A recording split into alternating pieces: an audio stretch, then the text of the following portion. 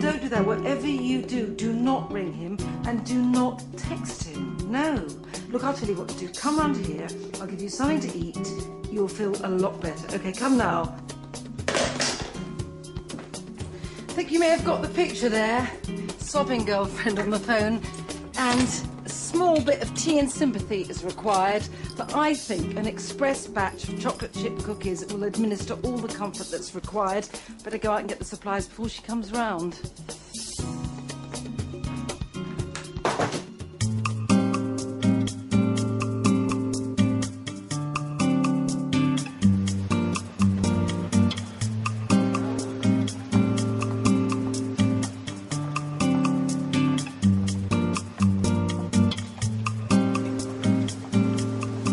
She'll be needing a nice cup of tea, of course. Oh, and I want some cocoa. Everything else for the cookies I've got at home. Oh, no, there is one other thing I'll be needing. From the sound of her on the phone, I'll be needing this box of tissues. So she's looked after, and I've got a short burst of therapeutic baking.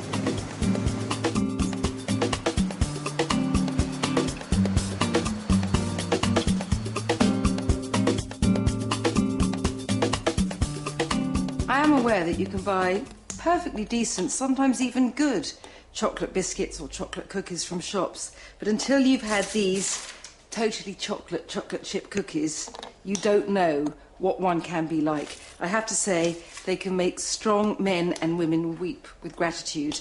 And they're quite good, though I say it myself, at mopping up tears as well. I'm going to let the bowl of chocolate melt over the gently simmering water while I get on for the rest of the biscuits. I've got 125 grams of soft unsalted butter, and I want another 125 grams of sugar, and I'm splitting that up into 75 grams of soft light brown sugar for fudginess and 50 grams of regular sugar. And while that's mixing, I shall get on with the dry ingredients. I need 150 grams of plain flour, 30 grams of cocoa, a teaspoon of bicarbonate of soda. Don't heap it, otherwise you'll get a bit of soapiness. And half a teaspoon of salt. This is the only time, really, I use the free-flowing salt. That is gorgeous, glossy and melted. So let's take it out now, it can cool for a sec. Bit of vanilla, about a teaspoon, quite a lot really, into the butter and sugar. And now I'm going to scrape this molten lake of chocolate into the creamed sugar and butter.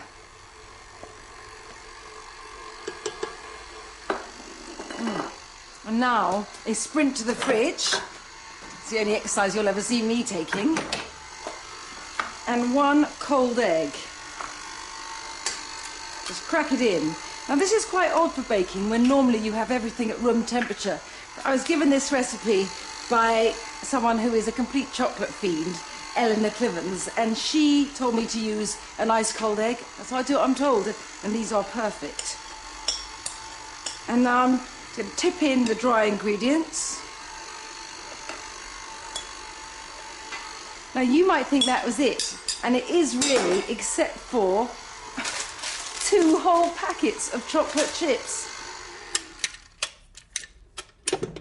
In they go.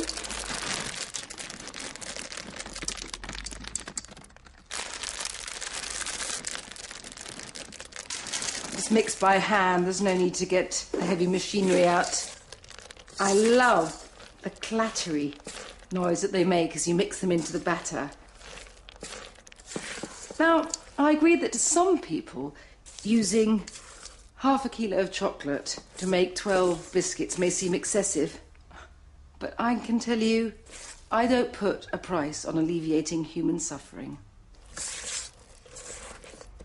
I dip an ice cream scoop in so, rather like bricklaying, I smooth out the top and then release each mounded cookie in the tin. I get 12 exactly out of this amount, but what I do is I bake 6 instantly, and for those periods of unforetold stress that lie ahead, I have 6 of them squirreled away in the deep freeze to administer instant comfort. So into the freezer with this lot. Oven with those. It's 170 degrees and they need 18 minutes, by which time I will be ready to administer top-class comfort.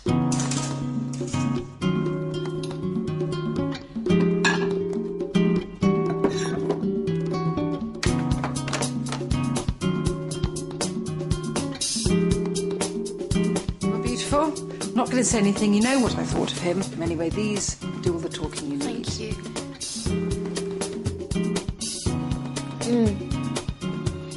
No, you're right, you know. He wasn't right, but they're definitely right for me. They are, aren't they? Delicious.